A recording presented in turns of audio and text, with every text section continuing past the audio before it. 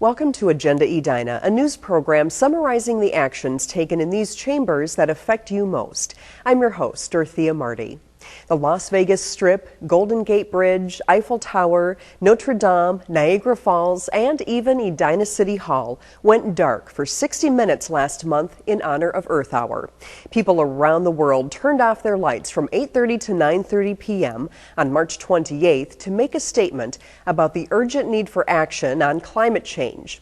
Endorsed by the Energy and Environment Commission, Edina joined more than 1,500 cities in 80 countries that turned out to turn off for Earth Hour.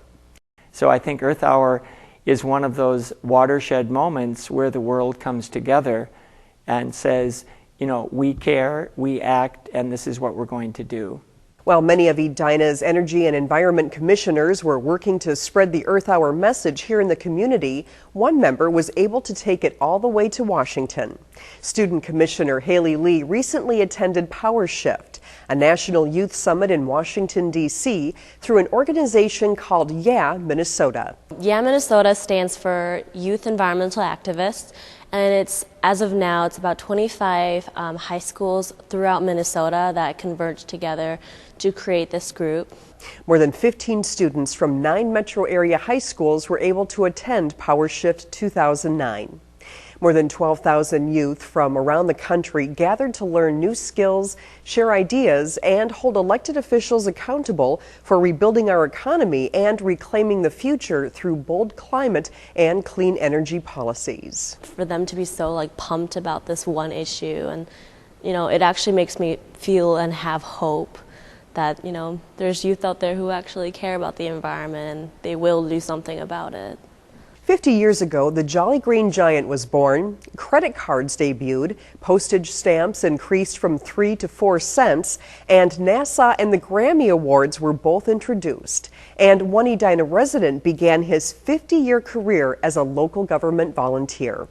Jim Van Valkenburg, a retired attorney, was recently recognized by the Edina City Council for nearly 5 decades of public service. Van Valkenburg served on the Edina City Council from 1960 to 1974 and was Edina's mayor from 1974 to 1980. In March, he was recognized for serving on the Edina Art Center board for 27 years, many of them as its chairman. The Edina Art Center opened in 1977 and offers more than 165 classes and workshops for all ages and ability levels. More than 7,000 students take classes there each year. Much of the Art Center's success can be attributed to the vital contributions of time and effort given by an active group of more than 65 volunteers, including Van Valkenburg. I owe so much to Jim for helping us get the word out about the Art Center. We still have people that come in and they say, "Oh, I've lived in Edina for 87 years and didn't know what you were." And but it's Jim's work of what that building is. What is that building? Van Valkenburg is still active in the community. He is the current assistant treasurer of the Edina Community Foundation, an organization he founded more than 30 years ago. And he's a longtime leader of the Edina Crime Prevention Fund, helping to enhance the public safety services of the police department. Three Rivers Park District and the Edina Park and Recreation Department are working to determine a possible route for the 9 Mile Creek Regional Trail through Edina. 9 Mile Creek Regional Trail will travel through Hopkins, Edina, and Richfield and will connect to the popular Minnesota River Bluffs LRT Regional Trail in Hopkins. From there, it will lead to the Minneapolis Grand Rounds Trail Network and the Minnesota River Valley in Minneapolis and Bloomington. Regional trails are typically paved and open for use by bicyclists, walkers, runners, inline skaters, dog walkers, and other non-motorized users. 9 Mile Creek Regional Trail will be developed and maintained by Three Rivers Park District. Three Rivers Park District and the city are in the process of identifying and assessing potential trail routes through Edina. Within Edina, 2 of the primary goals of the trail are to connect to the Edina High School campus and the newly created Edina Promenade near Centennial Lakes. There are several routes under consideration, including alignments adjacent to roads and alignments adjacent to 9 Mile Creek. Over the winter, 2 open houses were held to get comments from the public. The project goal is to have a preferred route identified and approved by the City Council and the Three Rivers Park District Board of Commissioners later this summer. Drivers in two Edina neighborhoods can soon expect a smoother ride. The City Council recently approved street reconstruction projects for the Mirror Lakes neighborhood, which includes Dundee Road, Mirror Lakes Drive, and Chantry Road, as well as the South Garden Estates neighborhood, which includes West Shore Drive, Claremont Court, Belvedere Lane, Andover Road, Wooddale Avenue, and Dunham Drive. Both projects include reconstruction of the existing roadway, including the addition of new concrete curb and gutters and improvements to the water main and sanitary and storm sewers.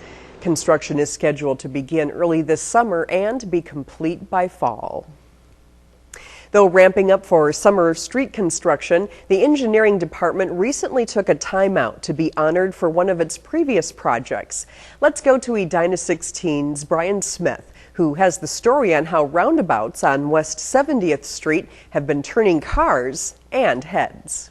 As you are driving down 70th Street in Edina, you'll notice a few more left turns are required to get where you're going.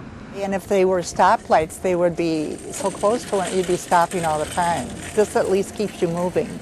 3 roundabouts between France and York Avenue are keeping people and traffic moving. Makes more of a pedestrian atmosphere. It's a lot easier to walk across from Target to the Galleria. I think it's a terrific way to kind of keep it flowing along there, but also slowing people down enough. The roundabout project has been so well received that the city was recognized by 3 different organizations. I think it's a real good honor for the city of Edina to accept these awards. The City Engineers Association of Minnesota named the roundabout its project of 2008. We've always strived to put together a complete street system. The project also received one of the 10 grand awards given by the American Council of Engineering Companies of Minnesota. This really acknowledges that we're doing the right thing. And the Minnesota Society of Professional Engineers gave the project its 7 Wonders of Engineering Award.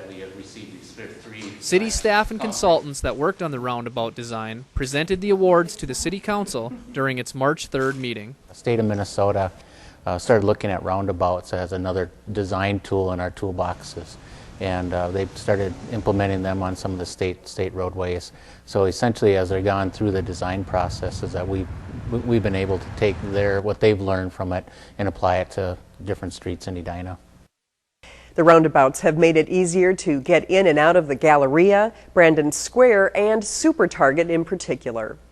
Thanks for watching this month's episode of Agenda Edina. I'm your host, Dorothea Marty.